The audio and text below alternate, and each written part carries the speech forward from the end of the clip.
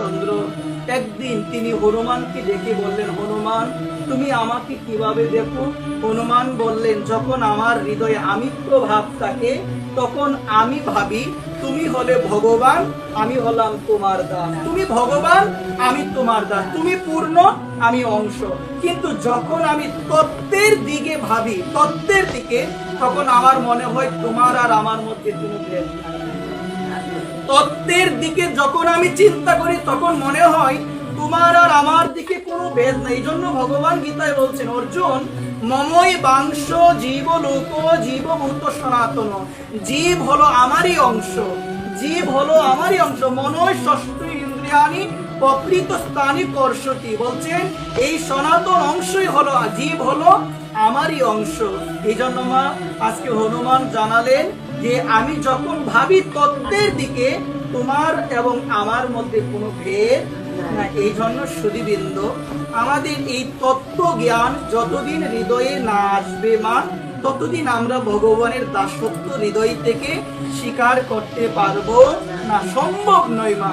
এই জন্য মা আপনাদের আতুল চরণে নিবেদন, মন যদি সরল না হয় বুঝবেন ভগবানকে পাওয়া অনেক দূরেই রয়ে গিয়েছে। আমি এখনো ভগবানকে পাওয়ার যে রাস্তা, এর মধ্যে এক পাও আমি এগোতে পারি। যত কিছুই করেন, যত ধরনের যত কিছুই করেন না কেন, যদি মন সরল না হয়, মনে যদি হিংসা থাকে, মনে যদি নিজেকে উন্নত ভাব যে আমার থেকে সে উপরে কথা বলে, যে সে নাকি অনেক পণ্ডিত, আমার থেকে বেশি জানে, ওইরকম ভাবনা আছে কি আমাদের? যে আমি অনেক জানি, সে আমাকে কি করে উপদেশ দেয়, ওইরকম ভাবনা আমাদের হৃদয়ে আছে মা। এই ভাবনাটা যেন হৃদয়ে না আসে। নিজেকে অযোগ্যতা বুদ্ধি, সবাইকে সম্মান, এটা মহাপ্রভুর শিক্ষা, এটা বৈষ্ণব ধর্মের শিক্ষা, যে আমার মতো অযোগ্য জগতে কেউ নাই। এখন আমি যদি বলি যে সে কি করে আমার ভুলটা ধরলো, সে কি করে আমার উপরে কথা বলে, আমি এত গ্রন্থ করি, তাহলে নিজেকে অযোগ্যতা বুদ্ধি কেমন হলো গো? হলো কি নিজেকে তো মনে হলো যোগ্য বুদ্ধি, আমার মতো যোগ্য আর জগতে কেউ। এই জন্য যারা আমরা বৈষ্ণব হওয়ার পথে আছি, যারা আমরা বৈষ্ণবীয় আচার অনুষ্ঠান করি, আমার মনে হয় কি তাদের চৈতন্য চরিতামৃত অধ্যয়ন করা উচিত, তাদের বিভিন্ন গ্রন্থের কথা অধ্যয়ন করা উচিত, বিভিন্ন গ্রন্থ সাধুমুখী হরিকথা শ্রবণ করা উচিত। না হলে পতনের সম্ভাবনা থাকবে, না হলে হৃদয়ে অহংকার পাতি বাসা বাঁধবে।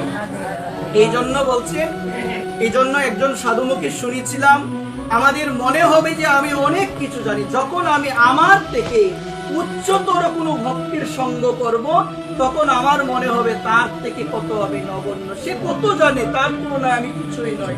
এখন ভোগ রাগ ভালো রন্ধন করতে পারে, হয়তো বা মনে হতে পারে আমার রন্ধন অনেক ভালো। যখন উচ্চতর ভক্তির সঙ্গ করব, বিভিন্ন ধামে যাব, তখন মনে হবে তারা তো আমার থেকে অনেক এগিয়ে, আমি তাদের তুলনায় কিছুই নয়। আর যখন এলাকায় বসে থাকবো, মনে হবে আমি অনেক কিছু জানি। যখন এই স্থানটা একটু পরিবর্তন করে বিভিন্ন জায়গায় যাওয়া আসা করব, তখন মনে হবে আমার থেকে আরো অনেক জ্ঞানী জগতে আছে। অহংকার করার কিছু নাই। এই জন্য কখনো যেন অহংকার না করি। এই জন্য আমাদের নরোত্তম দাস ঠাকুর বলছেন, একাকী আমার নাহি পাই বল হরিনাম সংকীর্তনে। একা একা আমার সেই বল হবে না, একা থাকলে আমার ভজন হবে না, একা থাকলে আমার সাধন হবে না। মায়া আক্রমণ করবে, কামনা আক্রমণ করবে, কলি আক্রমণ করবে, অহংকার আক্রমণ করবে। এই জন্য বলছে সঙ্গের আশ্রয়ে থাকতে হয়। একাকী আমার নাহি পাই বল হরিনাম সংকীর্তনে, তুমি কৃপা করি শ্রদ্ধা বিন্দু দিয়া দেহ কৃষ্ণ নাম ধরে।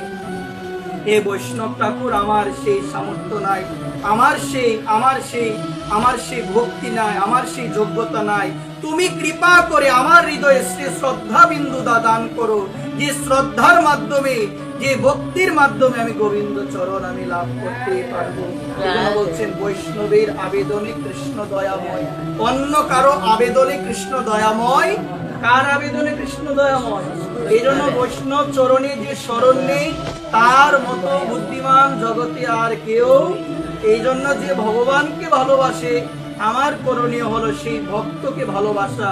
কারণ ভগবান শাস্ত্র বাণীতে শোনালেন যে আমার ভক্তকে ভালোবাসে, আমি আমার ভক্ত থেকে সেই ভক্তকে অনেক ভালোবাসি।